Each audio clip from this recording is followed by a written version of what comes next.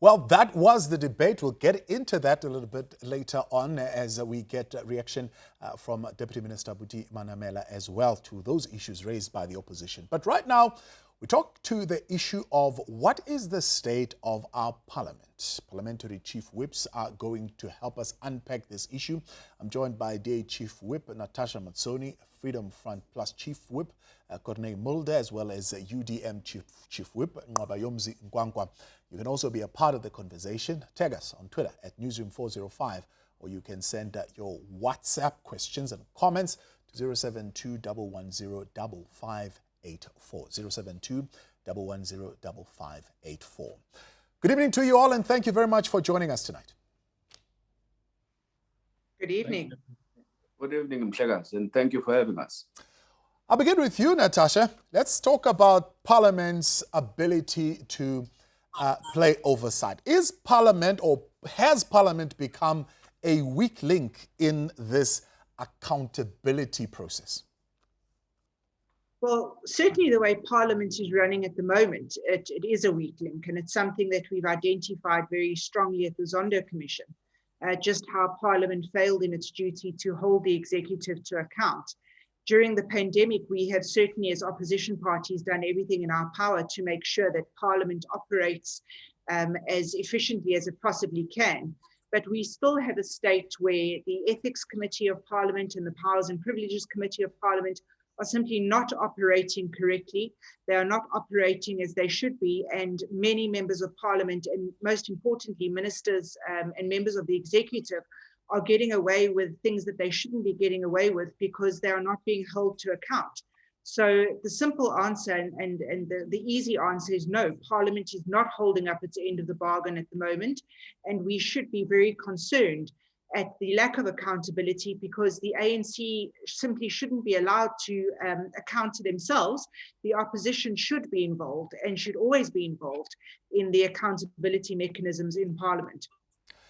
Ngabayomzi, we got close to, I suppose, 400 parliamentarians who come at a very hefty price tag as far as the amount that taxpayers pay to our parliamentarians in total. Talk to me about whether or not there is a common understanding amongst MPs as to what constitutionally their role is as far as coming up with constitutionally sound and aligned laws, policies, as well as the most important role of oversight. Because it seems we seem to emphasize a whole lot more that these are lawmakers, but I suppose their oversight role not so much emphasized. Well, when we take up our seats as members of Parliament, we have to usually swear allegiance to the office, to the Constitution, meaning we take our oath of office. And the work of any member of Parliament who prides himself about being an MP, him or herself about being a member of Parliament, the way you should focus on what is in the best interest of the country.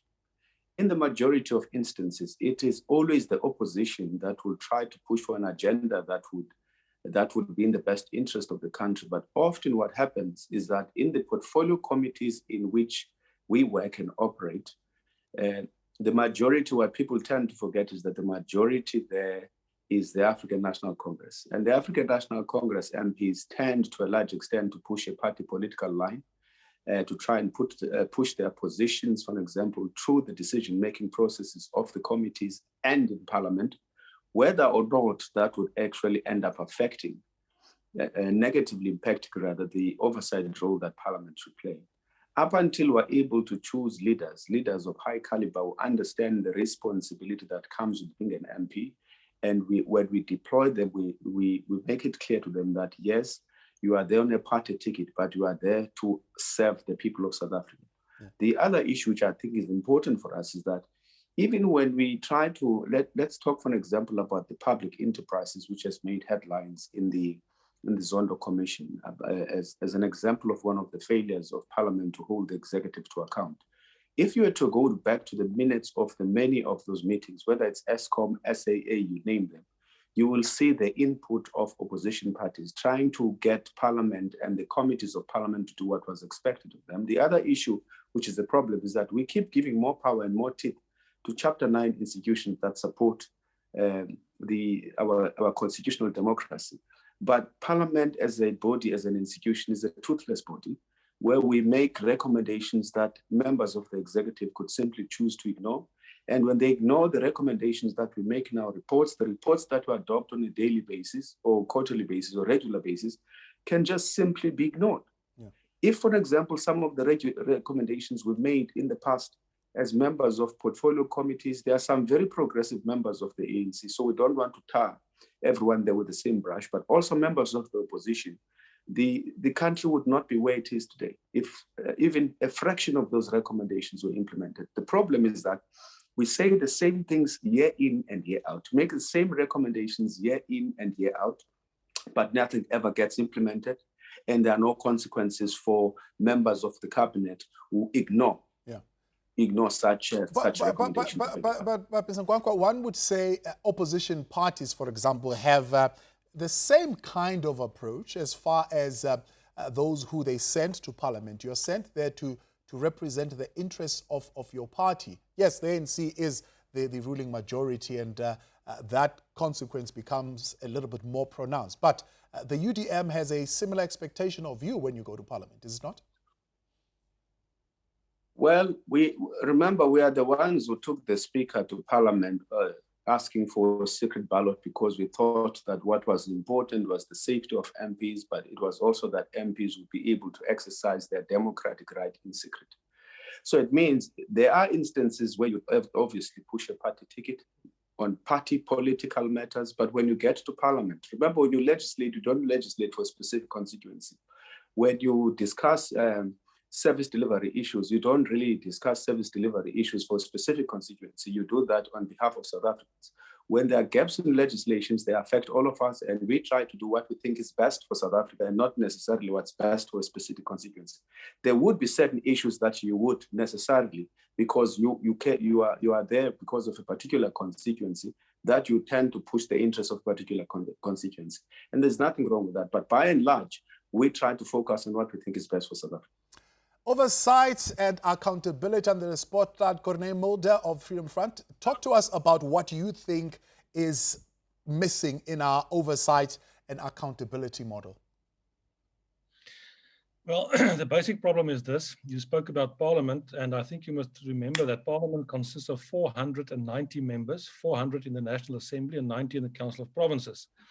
If you look at the Constitution, you'll find that the 400 of us in the National Assembly are there because we represent the interests of the electorate, the people. That's why we are there.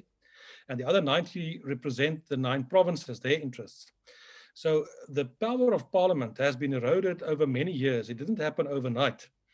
Our same Constitution makes provision for the 3 branches of government, the executive, the legislature, and the judiciary. And the legislature, which we represent, should play a specific role to keep the executive to account, and that is not happening. For example, some years ago, we had what was known as interpellations. Interpellations was a quick debate where a party would ask a specific question to a minister in terms of what's going on in his portfolio, and it would be a snap debate. It will be interaction between the parties and to try to get accountability from the minister. That has been eroded. It's no longer allowed. When it comes to questions in the House, members ask questions, and the answers most of the time are absolutely ridiculous, even if they are answered. Many of the written questions are not answered, and even if you look at the answers, just give you one example. We recently asked a question of the Minister of Home Affairs in terms of the members of the ANC that left with the Minister of Defense on that illegal little trip to Zimbabwe. And we asked him, we want to know exactly who was cleared at the border in the Waterkloof airport in terms of their passports. And the reply came back that the president reprimanded the minister, and the Minister of Home Affairs, as far as he is concerned, the case is closed. Now, with all due respect, it's not for the Minister of Home Affairs to decide if a case is closed or not. We are entitled to get those answers. So what we need is scrutiny from Parliament much more harshly, and that members of the executive should be forced to comply. And I understand the party line, but when it's about taxpayers' money, when it's clear there's corruption, when it's clear there's fraud, we expect members of all political parties to defend the interests of the electorate out there, regardless of party membership. You cannot ask for party loyalty to try to protect those kind of things, and that's what's happening at the moment, and that's what's wrong as far as we are concerned.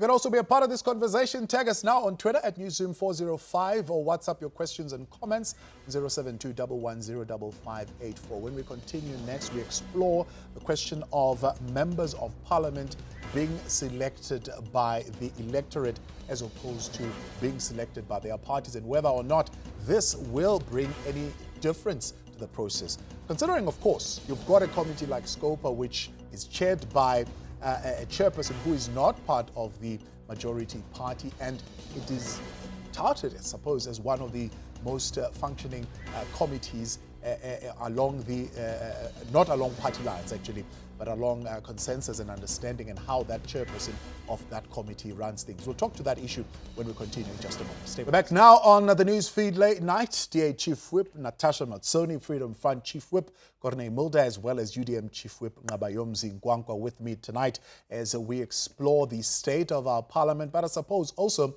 in a sense, a state of our nation and what we are grappling with. This, of course, follows the State of the Nation address by the President and the debate which went on in Parliament. You can also be a part of this conversation. Tag us on Twitter at Newzroom405, and you can WhatsApp your questions and comments to 072-110-5584.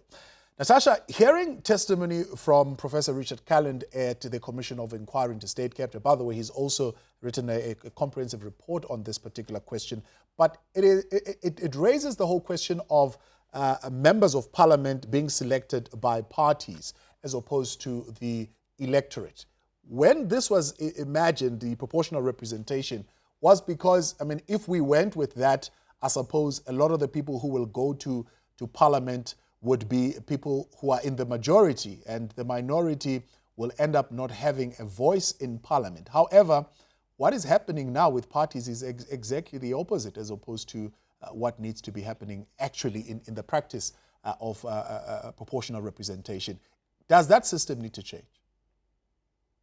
I think the system definitely needs to change. I think we need to start looking very seriously at the recommendations that were made by the Van Zyl-Slabbert Commission many years ago, where it looked at creating a hybrid system where MPs would be voted in both on the proportional system and both on the direct electoral system. So very similar to the way you have municipal by-elections, where ward councillors are voted in by themselves, let's put it that way, obviously backed by a political party, and then based on the number of ward councillors you get a proportional vote.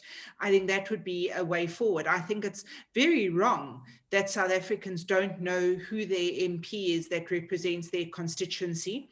And I would like to see things happening like they have in the United Kingdom, for example, where once a week the MPs have what they call surgeries, and that doesn't mean anyone is operated on. It means that people come in and they can speak to their MP and they can have interactions with their MP, and there are certain dates that these surgeries are open and the MP is available to the public. Yeah. And I think that will go a very long way in making sure that MPs are held to account. What does worry me, and it worries me tremendously with this whole starting of this thought of independent candidates coming into Parliament, is if you're an independent candidate, it will be very hard, according to the new parliamentary funding mechanism and the party funding mechanism, to establish who these independent candidates are funded by. So what could happen is you could have a certain party or a certain grouping of people funding an entire group of independent candidates who are then answerable to these funders. And we as the members of public, and certainly the members of parliament, would not know, because they wouldn't have the same requirements to declare the funding as political parties would. So there are a lot of nuances and a lot of problems that we still need to work through. But the fact is that a hybrid mechanism is definitely in need, and a more one-on-one accountability process is definitely required to increase accountability and to up the game of MPs. I know how well is that working, though? Let's talk about that hybrid model that you're saying is applied in municipalities. For example, Nelson Mandela Bay municipality, which you lost to the UDM at some point. I mean, how well did that assist you? Because ultimately that came down to a numbers game, and who lobbied who and how much number did they have? I mean, did it really make any difference? Well, I think it did make a difference. We did lose the municipality, and then we won it back. That's the game of politics. It's you know, some compare it to a chess game, and that's exactly what it is. But it would be no different if you had independent standing, because I think one has to think back to originally the days of Cape Town, when Helen Zille was first the mayor of Cape Town. The balance of power was literally in the hand of one person, who it was a one-person party who would decide day by day whether he would vote in favor of a DA mayor or in favor of a ANC mayor. So you'll have that problem all the time. So this is why I say it's completely nuanced, but it's up to the parties to make sure that they firstly select the correct people to stand as their councillors and as their members of parliament.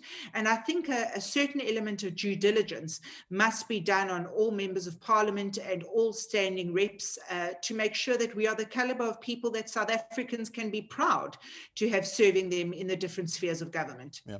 How well, Thabo, does that system work? I mean, is it simply the same as having smaller parties and the power that they yield with those votes? I mean, for example, you've got your party that could be able to sway a municipality either way, but you're a small party. It's not an independent vote, but it is still a party vote. Or others would say Freedom Front have got a stronger sway around the DA and what happens to the DA. And if they take that vote away, the DA loses power in a number of municipalities as well. No, I like how you're saying it. You are actually reminding me that the United Democratic Movement is a kingmaker at the Nelson Mandela Bay Metro. Hence, even though at one point the DA was taken out by the UDM and other parties, and then the DA or the UDM at some point was taken out, now we're in coalition with the Democratic Alliance there, and things are going very well. But to answer your question, indeed, we also support the hybrid model, which is contained in the report, the Fansay-Slavitt report. I think it was produced in 2003. And it was a cabinet decision, I think sometime in 2002, I think around March. The hybrid model would help us to address many of the problems that we have, where there's this disconnect between the electorate and the elected, primarily because all public representatives at national level report or are accountable to political parties and not necessarily to constituencies.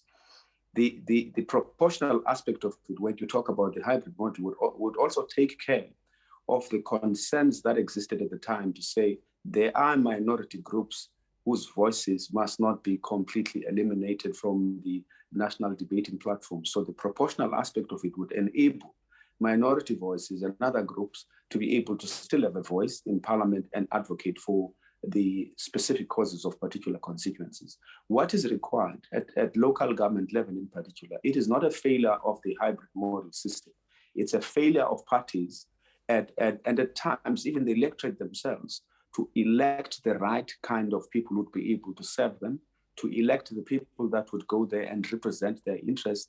It goes back to the point that Honorable Mazone is making, that some form of due diligence has to be done to ensure that the kind of people, the quality and the caliber of people that are deployed into positions of public representatives have the necessary qualities and skills to be able to serve the public. In the majority of instances at local government level, you find that people don't municipality and the portfolios in which they serve. You also find that to a large extent, even in parliament, people have challenges, especially in parties that have a lot of numbers where MPs are rotated to different portfolio committees. In the governing party, I know, for example, your background could be in teaching, but you might find yourself in a financial committee where you actually end up taking 2-3 years at times to be able to establish yourself and understand the issues of that portfolio committee. And that puts then those people who are misplaced in political parties at a disadvantage in terms of being able to make meaningful contributions and to hold government departments to account, including members of the executive, on a number of issues. But is the real challenge not the fact that we've got career politicians whose livelihood actually depends on them having that seat? For example, an example is made of an MP who really wanted to hold the executive to account on the issue of the arms deal, Andrew Feinstein, who ended up saying, look, I'm really serving no purpose here, so I'm going to resign. Of course, he's an academic, he's a professor. He was fine. He went on with his career and did other things. But our MPs, most of them are beholden, I suppose, to their parties because that is actually their salary. And political punishment would mean that they're actually out of work.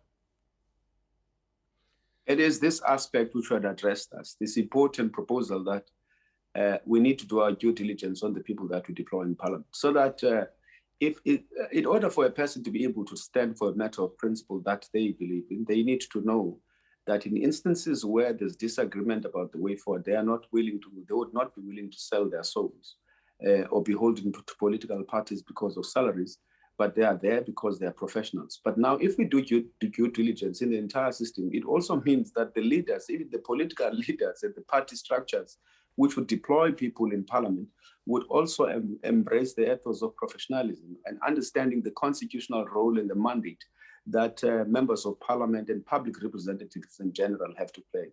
So it's not a matter of just looking at political parties themselves, or rather public representatives themselves, in isolation of the political parties from which they come and the political system in which we operate. It means we need to look at the political system in its entirety and see where the weaknesses are and how we can strengthen it in order to make the work of those who are deployed in public office to hold the executive to account to be effective. And Cornel, let me bring you in here. How much does the question of secrecy play a role? I mean, a lot has been raised today, for example, around the vaccines and questions being put to the Minister of Health. And he says, well, we are bound by MOUs that we sign, non-disclosures, so we cannot say that. For example, questions were asked by opposition parties in the Portfolio Committee on State Security, for example, to say, what intelligence product has come from state security in the country, at least in the last 3 years, or even maybe more than that? And the answer was, well, I mean, we obviously can't tell you that because these are top national secret issues that we cannot come and divulge to you in Parliament, which essentially means, I mean, your job, you become ineffective. Absolutely. We can understand that in any normal system, there may be certain things that are sensitive in terms of national security. However, the current ruling party has completely lost any confidence that anybody could have in them, using that as an excuse for withholding information and answers from the members of Parliament. We've seen the huge allegations being made against the intelligence services, billions of rands gone missing, wrongly appropriated, and there are numerous examples. So I would say it shouldn't be the case at all. There should be different mechanisms to deal with things that are really dealing with security. And then it should be not only one party. It should not be the majority party or the executive that take those decisions. It should be a question that all parties should be involved. We all are sworn allegiance to the Constitution and to the dispensation, and we are there to further the interests of our constituencies that we represent.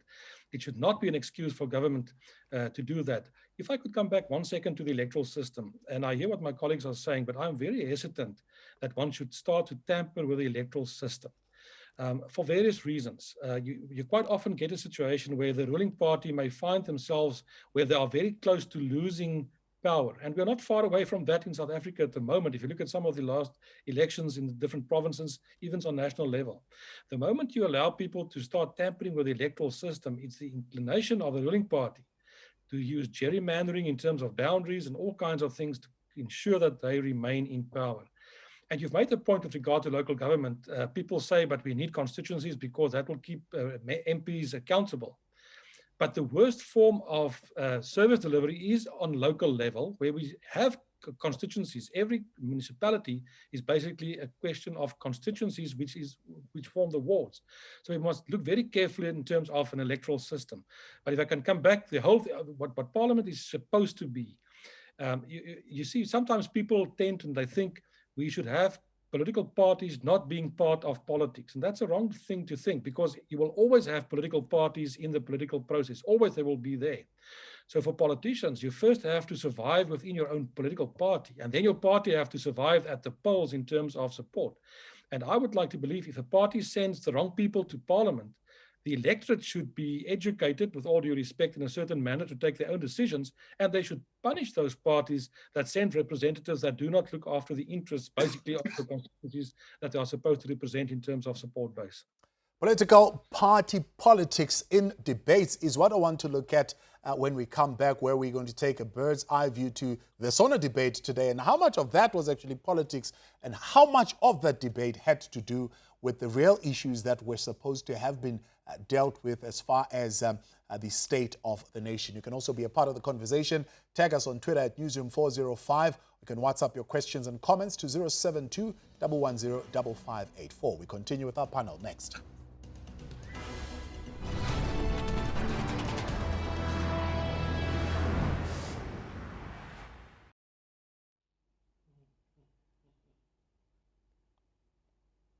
Oh, you can even hear it in your voice. The most.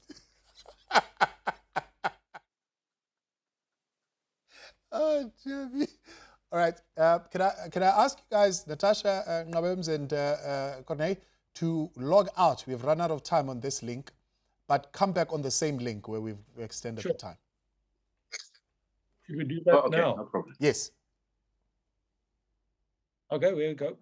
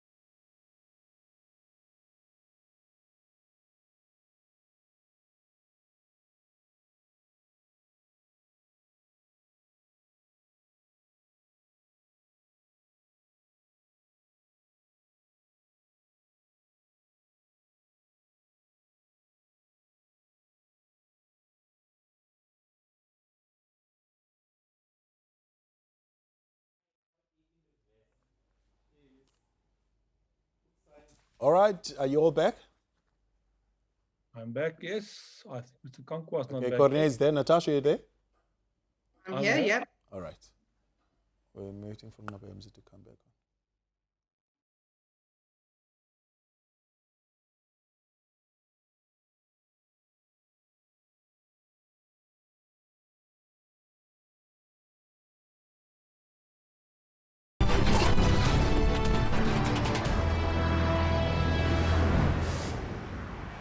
Welcome back with us here on the newsfeed. Late night, our debate continues. I'm joined by DA Chief Whip Natasha Mazzoni, Freedom Front Chief Whip Corne Mulder, and UDM Chief Whip Ngabayomzi Nkwankwa.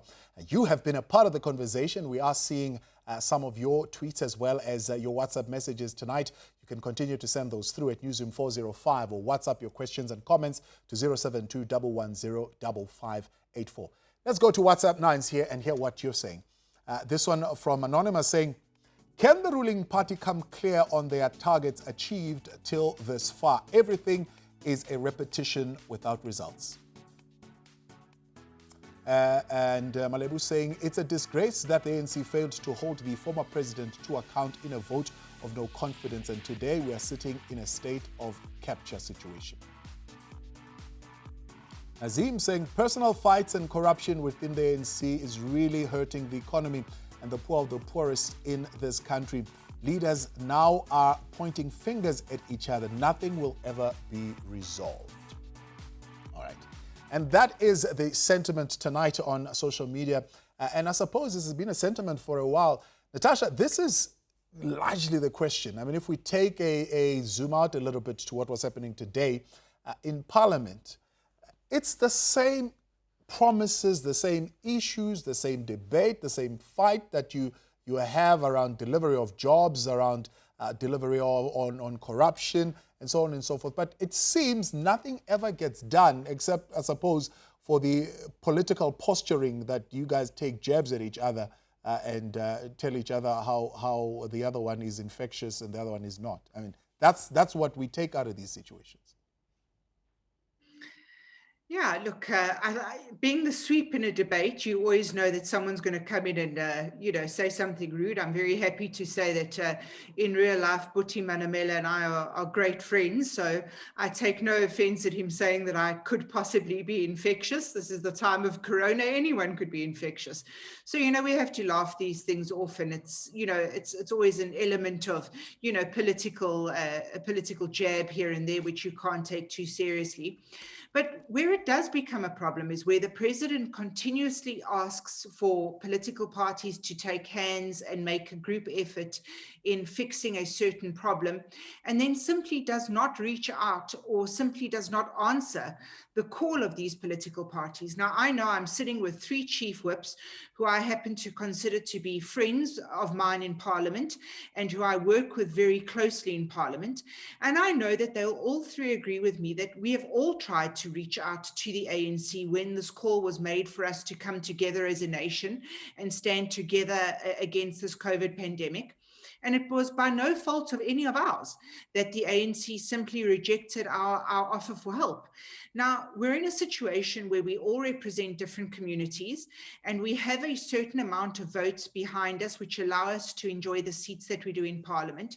So why would the president ask us for help in these situations if he absolutely had no intention of ever using the help that is offered to him?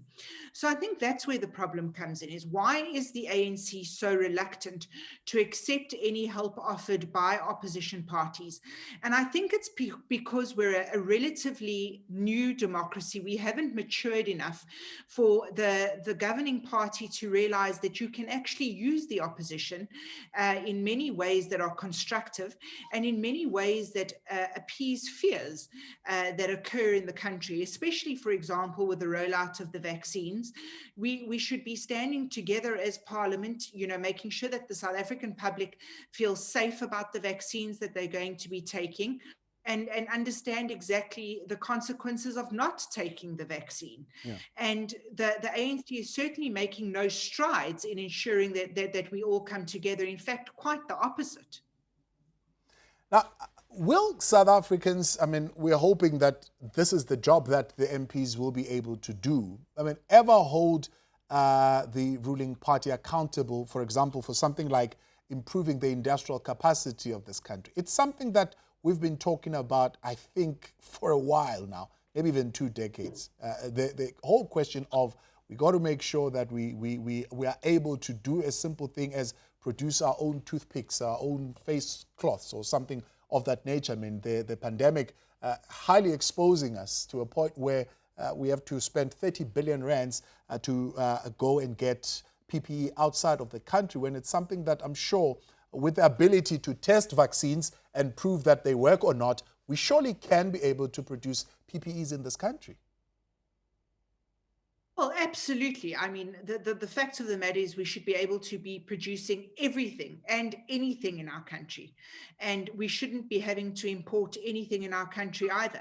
We have a massive brain drain going on across racial spectrum that is very worrying. And as South Africans, we should be deeply concerned about the amount of professionals who are leaving our shores. But you are quite right. We should be looking at procuring as much as we can in South Africa. But here's the thing, when political parties don't have the ability to hold the governing party to account, then the voting electorate must hold the governing body to account. And there's a very famous saying that says you get the government that you vote for. So if people are not happy with the government, they must ensure themselves that they change that government. Yeah. One would say, I'm sure when you raise that question, Natasha, many have responded by saying, well, stop moaning. DA must just win elections if they want to run the country. Finish and clear. And that's what needs to happen. And that's the attitude, I suppose, of many who are in the electorate who are voting and saying, your party has not managed to persuade us to vote for it, so you can't be moaning. Look, I fully take that on board. As opposition, we do tend to whine a lot and moan a lot. That's part of our job. We point out the discrepancies and the shortcomings and shortfallings of government. But in the DA, I'm very proud to say that we never identify a problem that we don't have a solution to. We've come up with an exceptionally good booklet, if I say so myself, which we've handed up to the president, which gives COVID solutions. And the electorate is quite right. We do have to come up with a more compelling message to convince people of our offer, and that is part of politics, is winning the votes. Yeah. And we intend to come out all guns blazing in the local government elections and convince South Africans as to why voting for the DA is the only viable solution to get South Africa going again. Yeah. Will we be able to ever hold, the ruling party at the time accountable? For example, we're talking the issue of uncertainty in business conditions. So people saying, we're not sure whether the lights will be on tomorrow. So you can't expect us to now go to the loan guarantee scheme and take a loan for billions because, all right, we'll take that loan, we'll come back, and then the lights will be off, then people are not going to be coming, our stock is going to be ruined, and then what happens? We are sitting here with a debt. But the issue of certainty of business conditions is not an issue that starts with us now. In fact, there are many other presidents who have promised us there will never be load shedding again. But hey, 2021 is still here. But those people are still ruling.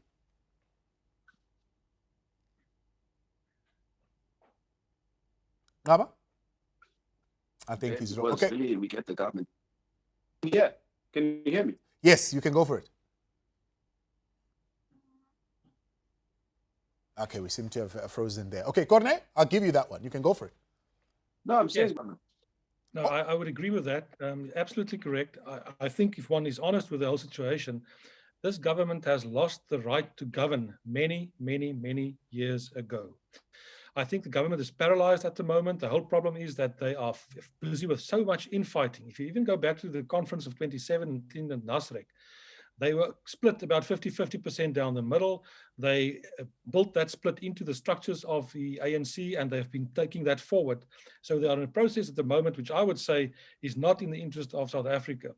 And if you look at the things that the government has done, and obviously year after year, we hear all these promises. We sit in parliament, we hear one promise after another.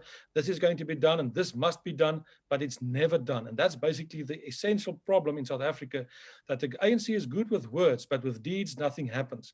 And then you go back to the electoral system. The proportional system is basically a system that forces us, and it will force us in future to go into coalition governments. And I believe that coalition governments will be the best form of government in South Africa, because then nobody can do just what they like.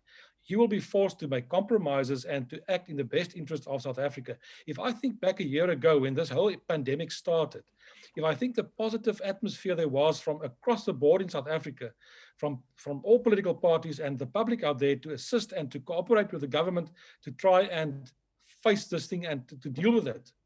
And if you look a year later now, what has happened in the last year, people are so disillusioned after all the corruption, after all those regulations that doesn't make sense. Yeah. The ANC completely lost the plot. All right, Ngab, I want to give you 30 seconds. I'm completely out of time, but I want you to have a final word, quick one here if you can. Well, the problem is twofold. Firstly, yes, there's more that we can do as opposition parties to try and persuade the voters to vote for us. But remember, in the majority of instances, the very same voters who say we are not accessible, they don't know where to find us. Whenever there's a service delivery complaint, or whenever there are issues with the failures of the ANC, they know where to find us. And then at times, they don't know where to find us after elections. So it means even the electorate has to do a bit of introspection to say, where do we want to take the country? I want to give you an example of poor service delivery. Nelson Mandela Bay Metro, where I was last weekend, the ANC government, therefore, failed to buy just 5,000 globes for street lights, 5,000 globes for street lights in order for us to be able to light up the city, ensure safety issues. So it's a leadership challenge in the ANC. There's no political will to do the right things. The only political will that exists in the African National Congress government is to loot the state, is to appropriate public funds for. We're going to have to leave it there, unfortunately, because of time, and that line there letting us down. We will give you. All right, then that's where we're going to leave it for today.